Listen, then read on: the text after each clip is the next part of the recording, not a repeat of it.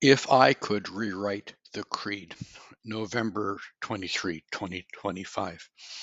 In the Catholic Church, and I think in some of the older mainstream Protestant denominations, uh, the habit in the liturgy is to recite a creed after the reading of the scriptures and the homily. It's usually or often the Nicene Creed. A creed is an organized statement of beliefs. The Council of Nicaea adopted a creed in AD 325 to summarize what they thought were the key beliefs of Christianity, chiefly a belief in the Trinity, but they overlaid on that the historical facts of the incarnation and death of Jesus Christ, the second person of the Trinity. Now, I've always found the creed to be repetitive and sterile.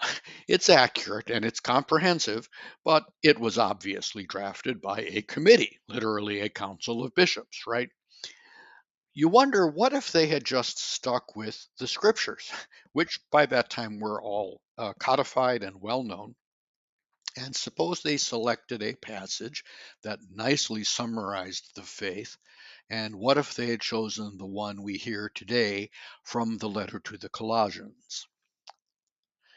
He is the image of the invisible God, the firstborn of all creation. For in him were created all things in heaven and on earth, the visible and the invisible, whether thrones or dominions or principalities or powers. All things were created through him and for him. He is before all things, and in him all things hold together. He is the head of the body, the church. He is the beginning, the firstborn from the dead, that in all things he himself might be preeminent. For in him all the fullness was pleased to dwell, and through him to reconcile all things for him, making peace by the blood of his cross, whether those on earth or those in heaven.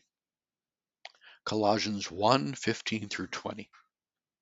Notice that it's all there.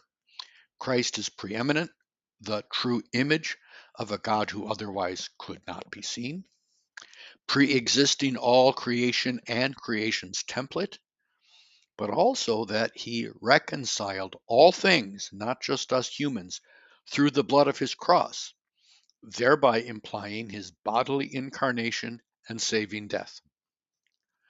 The only thing that's lacking is any reference to the Holy Spirit, although there is a reference to the church. To my thinking, a weekly recitation of Colossians 1:15 through 20 would have been a great idea, and one that would have kept the ancient churches closer to the scriptures and less close to Greek theologizing. Now, as a Catholic, there's nothing I can do about this. The liturgy is cast in concrete. But we believers can individually take a few minutes to scroll back up and reread that incredible hymn, singing of who Christ is and what he did.